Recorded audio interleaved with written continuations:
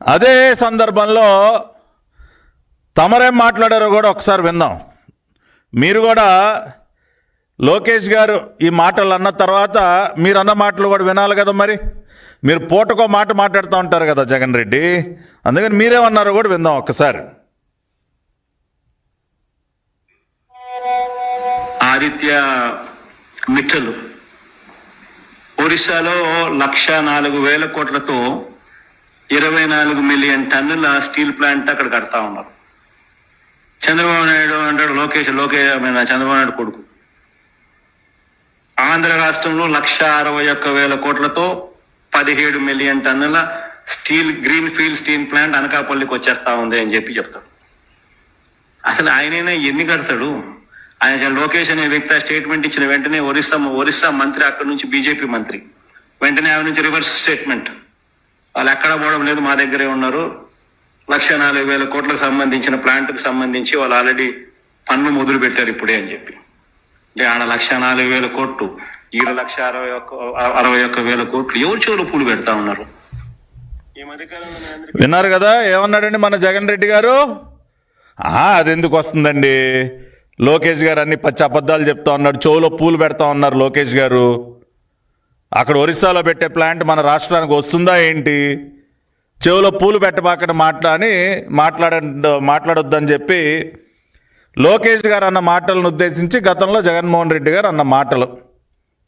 అదే జగన్మోహన్ రెడ్డి ఎప్పుడైతే శంకుస్థాపన కార్యక్రమం అయిపోయి ఆర్సిలార్ మిత్తల్ స్టీల్ ప్లాంట్ యొక్క నిర్మాణ పనులు ప్రారంభమయ్యాయో, లక్ష్మీ మిత్తల్ గారు, ఆదిత్య మిత్తల్ గారు వచ్చి మరి చంద్రబాబు నాయుడు గారిని, పవన్ కళ్యాణ్ గారిని, లోకేష్ గారిని, గౌరవ ప్రధానమంత్రి మోడీ గారిని పెద్ద ఎత్తున ప్రశంసించి వాళ్ళ యొక్క కృషి వల్ల, వాళ్ళ యొక్క సహకారం వల్ల మేము రాష్ట్రాల్లో పెట్టుబడి పెడుతున్నామని చెప్పారు.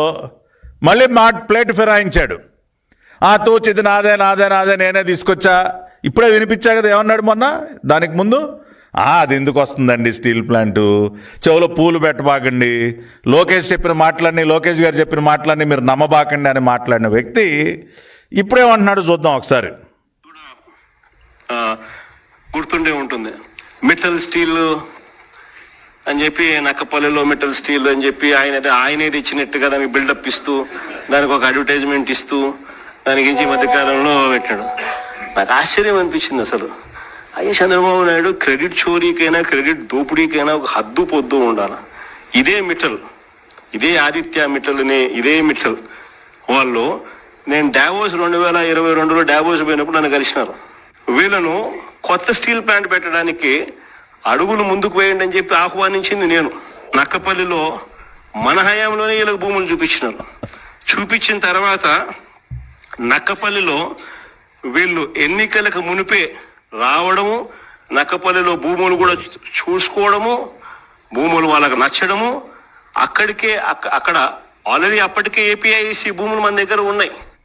చూసారా ఏం మాటలు మాట్లాడుతూ ఉన్నాడో ఈయనంట. 2022 దావోస్లో ఆదిత్య మిత్తల్ గారిని కూర్చోబెట్టి అసలు ఆయన్ని చాలా తీవ్రంగా కష్టపడి ఒప్పించి ఏది ప్లాంట్ వాళ్ళు ఎందుకు వస్తారని మన రాష్ట్రానికి ఒరిస్సాలో పెట్టుకుంటున్నారు, చెవులో పూలు పెట్టబాకండి అని మాట్లాడిన వ్యక్తి ఎప్పుడైతే నిజంగా మరి Arcelor Mittal Nippon steel plant శంకుస్థాపన కార్యక్రమం జరిగిపోయిందో మళ్ళీ ప్లేట్ ఫిరాయించేసి నేనే తెచ్చా, దావోస్లో నేను కలిసా, తర్వాత భూమి కూడా నేనే ఇచ్చా అని చెప్పి నిస్సిగ్గుగా పచ్చి అబద్ధాలు మాట్లాడుతూ ఉన్నాడు. సో ఇప్పుడు మనం వాస్తవాలు చూద్దాం. ఏ పెట్టుబడి అయినా రాష్ట్ర ప్రజలందరూ కూడా సావధానంగా విని అర్థం చేసుకోవాలి. ఏ పెట్టుబడి అయినా రాష్ట్రానికి రావాలి అంటే రాష్ట్ర పెట్టుబడుల ప్రోత్సాహక మండలి, స్టేట్ ఇన్వెస్ట్మెంట్ ప్రమోషన్ బోర్డు అనేది ఒకటి ఉంటుందండి. ఆ బోర్డుకి గౌరవ ముఖ్యమంత్రి గారు చైర్మన్గా ఉంటారు. ఆ బోర్డులో ప్రపోజల్ పైన డిస్కస్ చేసి ఆమోదం తెలిపితేనే ఏ కంపెనీ అయినా రాష్ట్రంలో పెట్టుబడి పెట్టడానికి అవకాశం ఉంటుంది. State investment promotion board chaired by the honourable chief minister, రాష్ట్ర పెట్టుబడుల ప్రోత్సాహక మండలి. జగన్మోహన్ రెడ్డి గారు ముఖ్యమంత్రిగా 5 సంవత్సరాలు ఉన్న సమయంలో 2019 నుంచి 24 మధ్య 13 సార్లు మాత్రమే state investment promotion board meetings జరిగాయండి. 13 సార్లు మాత్రమే. 5/6/2020, 3/11/2020, 29/6/2021, అట్లా చివరి మీటింగ్ 30/1/2024, కేవలం 13 సార్లు. అదే చంద్రబాబు నాయుడు గారు ఎన్డీఏ ప్రభుత్వం రాష్ట్రంలో ఏర్పడిన తర్వాత జూన్ 2024 నుండి ఫిబ్రవరి 2026 వరకు చూసినట్లయితే 15 సార్లు జరిగాయండి. ఆయన 5 సంవత్సరాల కాలంలో కేవలం 13 సార్లు మాత్రమే state investment promotion board meetings పెడితే జగన్మోహన్ రెడ్డి గారు, చంద్రబాబు నాయుడు గారు 2 సంవత్సరాలు తిరక్క ముందే 15 సమావేశాలు పెట్టారు. That is speed of doing business. ఆ రకంగా స్టేట్ ఇన్వెస్ట్మెంట్ ప్రమోషన్ బోర్డులు రెగ్యులర్గా పెట్టి ఆర్సిలార్ మిత్తల్ స్టీల్ ప్లాంట్ లాంటి పెట్టుబడులన్నీ కూడా రాష్ట్రానికి తీసుకొస్తా ఉన్నారు. ఇప్పుడు జగన్మోహన్ రెడ్డి గారు ఏమన్నారండి, 2022 దావోస్లో ఆదిత్య మిట్టల్ గారిని జగన్మోహన్ రెడ్డి గారు కలిశారు. అదే కదండి ఆయన చెప్పింది. మరి 2022లో మీరు దావోస్లో ఆదిత్య మిత్తల్ గారిని కలిసిన తర్వాత ఆర్సిలార్ మిత్తల్ యొక్క స్టీల్ ప్లాంట్ యొక్క ప్రపోజల్ గురించి మీరు స్టేట్ ఇన్వెస్ట్మెంట్ ప్రమోషన్ బోర్డు మీటింగ్లో ఎందుకు చర్చించలేదు? ఇవ్వండి కాపీలు. జగన్మోహన్ రెడ్డి గారు ముఖ్యమంత్రిగా ఉన్న సమయంలో ఆయన నిర్వహించినటువంటి ప్రతి ఒక్క state investment promotion board meetings యొక్క మినిట్స్ నా చేతిలో ఉన్నాయి. ఒక్క మీటింగ్లో కూడా ఆర్సిలార్ మిత్తల్ స్టీల్ ప్లాంట్ గురించి చర్చించలేదు. I'm challenging you mister Jagan Reddy. తమరు చెబుతున్నట్టు మీరే గనక ఆర్సిలార్ మిత్తల్ స్టీల్ ప్లాంట్ యొక్క పెట్టుబడి రాష్ట్రానికి తీసుకొచ్చినట్లయితే స్టేట్ ఇన్వెస్ట్మెంట్ ప్రమోషన్ బోర్డు మీటింగ్లో ఎందుకు చర్చించలేదు? ఎందుకు ఆమోదం తెలపలేదు? స్టేట్ ఇన్వెస్ట్మెంట్ ప్రమోషన్ బోర్డులో ఆమోదించకుండా ఏ పెట్టుబడి అయినా ఏ రాష్ట్రానికైనా వచ్చే అవకాశం ఉందా? నేను ఛాలెంజ్ చేస్తా ఉన్నా. ఇవాళ క్రెడిట్ చోరీ అని మరుగుతున్నటువంటి ప్రతి ఒక్క వైసీపీ పేటీఎం కార్మికుడికి నేను ఛాలెంజ్ చేస్తా ఉన్నా. మీరు దీన్ని కాదనగలరా? ఈ వాస్తవాన్ని కాదనగలరా? కానీ నిజంగా స్టేట్ ఇన్వెస్ట్మెంట్ ప్రమోషన్ బోర్డులో ఆమోదం పొందింది ఎప్పుడు? ఆర్సిలార్ మిత్తల్ స్టీల్ ప్లాంట్కి సంబంధించి చంద్రబాబు నాయుడు గారు ముఖ్యమంత్రి అయిన తర్వాత 19/11/2024, ఇదిగోండి, జగన్మోహన్ రెడ్డి ముఖ్యమంత్రిగా ఉన్న సమయంలో ఏ స్టేట్ ఇన్వెస్ట్మెంట్ ప్రమోషన్ బోర్డు మీటింగ్లో కూడా ఈ అంశాన్ని చర్చించలేదు, ఆమోదించలేదు. ఆయన కేవలం 13 సార్లు మాత్రమే మీటింగులు పెట్టాడు. ఒక్క మీటింగ్లో కూడా ఆర్సిలార్ మిత్తల్ యొక్క పదవే లేదు. కానీ చంద్రబాబు నాయుడు గారు ముఖ్యమంత్రి అయిన తర్వాత 19/11/2024లో జరిగినటువంటి ఆ మీటింగ్లో ఇదిగోండి, agenda number 1, Arcelor Mittal Nippon India private limited integrated steel plant with captive port, ఇదిగోండి దానికి సంబంధించినటువంటి కాపీ. ఇవి వాస్తవాలండి. ఇది నిజం. జగన్మోహన్ రెడ్డి లాగా నిస్సిగ్గుగా ఆధారాలు లేకుండా మాట్లాడట్లేదు. నేను ఇవాళ డాక్యుమెంటెడ్ ఎవిడెన్స్ చూపిస్తా ఉన్నా. వాట్ మిస్టర్ జగన్ రెడ్డి, చంద్రబాబు నాయుడు గారు, నారా చంద్రబాబు నాయుడు గారు Arcelor Mittal Nippon steel plant యొక్క ప్రతిపాదనకి ఆమోదం తెలిపింది నారా చంద్రబాబు నాయుడు గారు. దానికి అన్ని రకాలుగా మార్గాలు సుగమం చేసింది నారా చంద్రబాబు నాయుడు గారు. ఫేజ్ 1లో 7.3 million metric tons per annum, phase 2లో 10.5 million metric tons per annum, land requirement 2200 acres phase 1, 3800 acres phase 2, employment generation 20,000 in phase 1, 35,000 in phase 2 direct employment. ఇవన్నీ కూడా మొత్తం పెట్టుబడి 55,964 crore in phase 1, 80,000 crore in phase 2, దాదాపు 1,35,000 కోట్ల రూపాయల పెట్టుబడికి ఆమోదం తెలిపింది నారా చంద్రబాబు నాయుడు గారు. మీరేం గడ్డి బీగుతా ఉన్నారా? 2022లోనే మీరు దావోస్లో ఆదిత్య మిత్తల్ని కలిసినప్పుడు, ఆ తర్వాత మీరు పెట్టినటువంటి state investment promotion board meetings 2022లో నుంచి మీరు దిగిపోయే వరకు 2024 మధ్య దాదాపుగా 8 మీరు పెట్టినటువంటి మొత్తం 13 మీటింగుల్లో 8 మీటింగ్లు స్టేట్ ఇన్వెస్ట్మెంట్ ప్రమోషన్ బోర్డ్ మీటింగ్లో 2022 నుంచి జనవరి 2024 మధ్య జరిగాయి. మరి ఏ ఒక్క మీటింగ్లో కూడా ఎందుకని మీరు ఆ ప్రతిపాదన తీసుకురాలేదు? దానికి ఆమోదం తెలుపుతుంది. I'm asking a straight question. అదేవిధంగా దీనికి సంబంధించినటువంటి జీవో ఒకసారి మనం చూసినట్లయితే GO number 76 dated 26/11/2024 issued by ministry of industries and commerce. దీనిలో చాలా స్పష్టంగా Arcelor Mittal Nippon steel plant had return letters on 18/10/2024, 21/10/2024 and 28/10/2024. September 22న లోకేష్ గారు ఆదిత్య మిత్తల్ గారితో మాట్లాడిన తర్వాత అక్టోబర్ నెలలో ఆర్స్లార్ మిత్తల్ కంపెనీ వారు ఆంధ్రప్రదేశ్ రాష్ట్ర ప్రభుత్వానికి లేఖలు రాశారు. ఎస్ వీఆర్ రెడీ, మేము పెట్టుబడి పెట్టడానికి సిద్ధంగా ఉన్నాం అని అక్టోబర్ 18, 21, 28న 3 లేఖలు మన రాష్ట్రానికి రాస్తే నవంబర్ 19వ తేదీన జరిగినటువంటి స్టేట్ ఇన్వెస్ట్మెంట్ ప్రమోషన్ బోర్డు మీటింగ్లో చంద్రబాబు నాయుడు గారు ఆ ప్రతిపాదనకు ఆమోదం తెలిపి 26/11/2024న జీవో నంబర్ 76 విడుదల చేసి ఈ పెట్టుబడికి సంబంధించినటువంటి ఆర్స్లార్ మిత్తల్ నిప్పాన్ స్టీల్ ప్లాంట్కి పచ్చ జెండా ఊపటం జరిగింది. ఈ జీవో ఇచ్చింది తమరా మిస్టర్ జగన్ రెడ్డి? ఏమి ప్రభుత్వ హయాంలో ఎందుకని మీరు స్టేట్ ఇన్వెస్ట్మెంట్ ప్రమోషన్ బోర్డులో ఎందుకు చర్చించలేదు? ఎందుకు పెట్టుబడుల ప్రోత్సాహక మండలిలో మీరు చైర్మన్గా ఉన్నటువంటి ఆనాడు మీరు చైర్మన్గా ఉన్నటువంటి పెట్టుబడుల ప్రోత్సాహక మండలిలో ఆర్స్లార్ మిత్తల్ నిప్పాన్ స్టీల్ ప్లాంట్కి ఎందుకు ఆమోదం తెలపలేకపోయారు? ఎందుకు దాన్ని చర్చించలేకపోయారు? ఎందుకు ఇటువంటి జీవోలు ఇవ్వలేకపోయారు? ఎందుకు అంటే మీకు ఎంతసేపు మద్యం వ్యాపారంలో మన కలెక్షన్ ఎంత, ఇసుక వ్యాపారంలో మన కలెక్షన్ ఎంత, మైనింగ్లో మన కలెక్షన్ ఎంత, గంజాయిలో మన కలెక్షన్ ఎంత, ఇదే యాస కదా జగన్ రెడ్డి గారు. ఇది తప్పితే రాష్ట్రానికి ఏదన్నా ఒక పెట్టుబడి తీసుకొద్దాం అన్న ఆలోచన తమరికి ఎక్కడుందండి? మీ జే ట్యాక్స్ దెబ్బకి అండర్వేర్లు తయారు చేసే జాకీ కంపెనీ కూడా పారిపోయింది కదండి.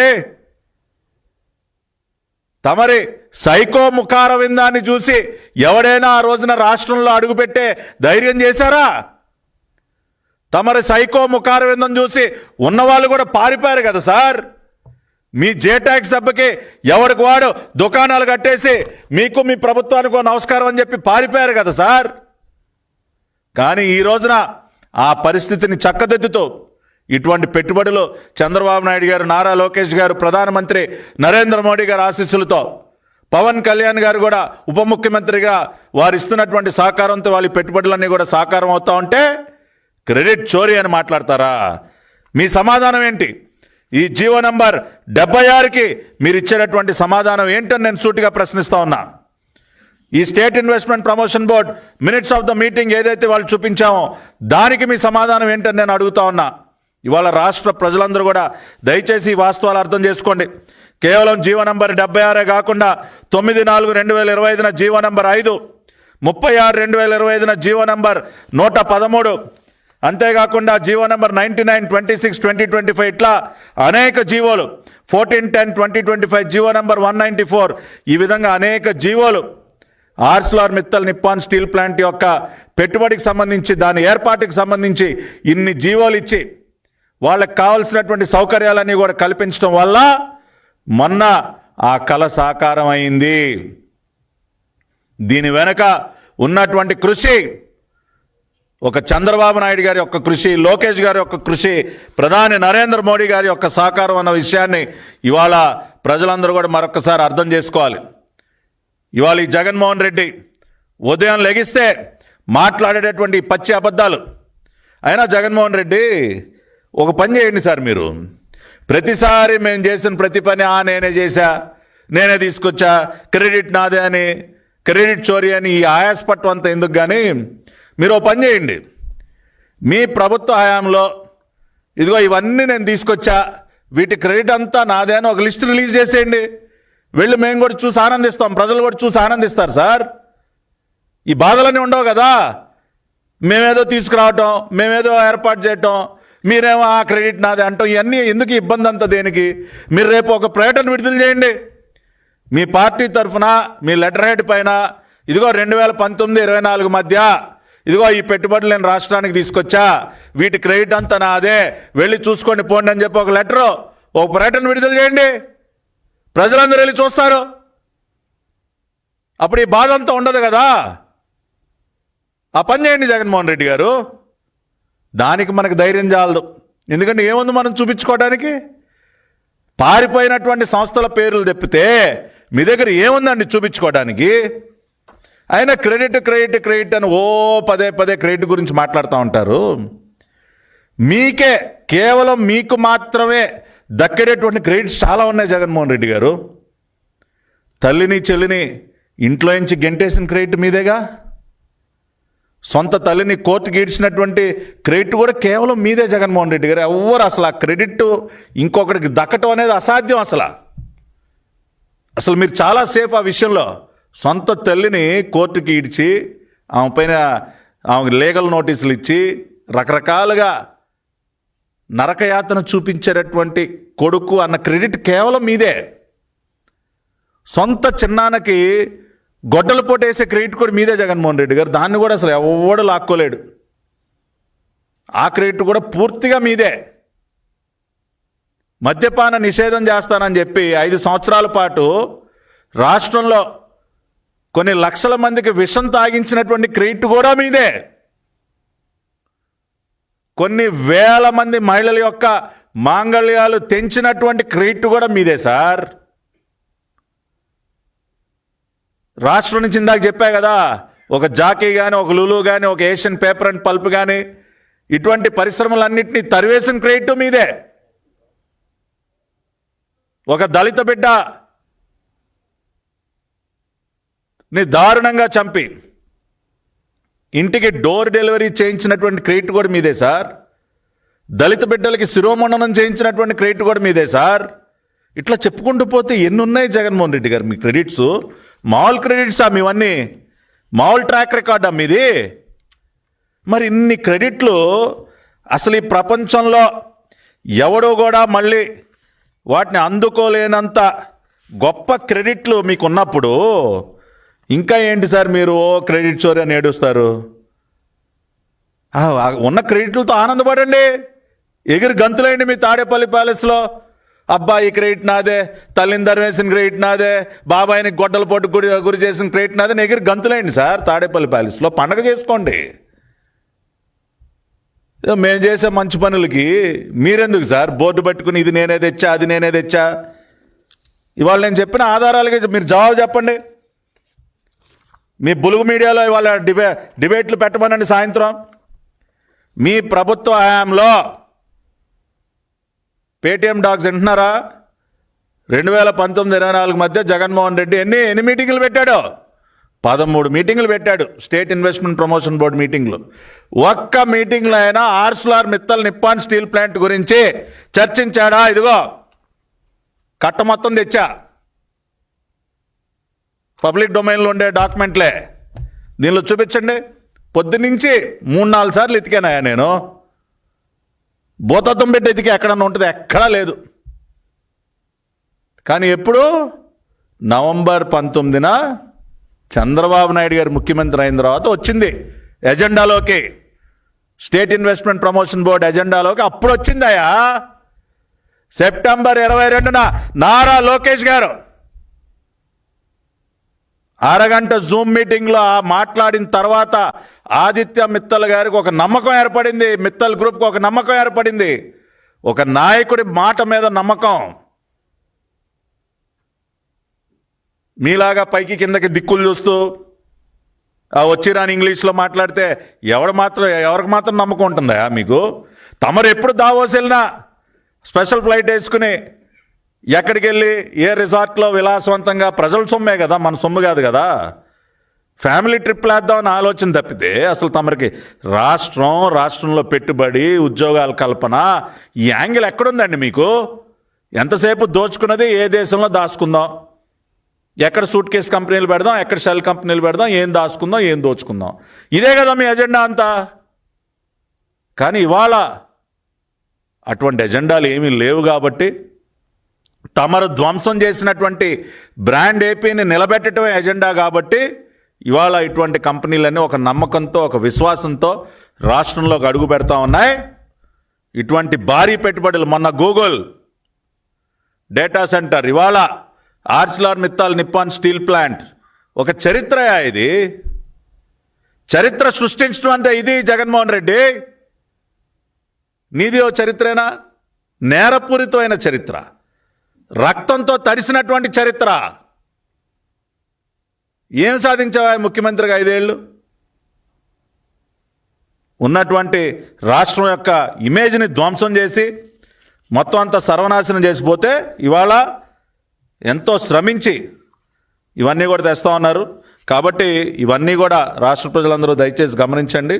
ఇదే కాదు, భవిష్యత్తులో కూడా ఇంకా ఇంకా ఇంకా ఇంకా కష్టపడటానికి, శ్రమించడానికి ఇవాళ ఉన్నటువంటి నాయకత్వం సిద్ధంగా ఉంది చంద్రబాబు నాయుడు గారి నేతృత్వంలో.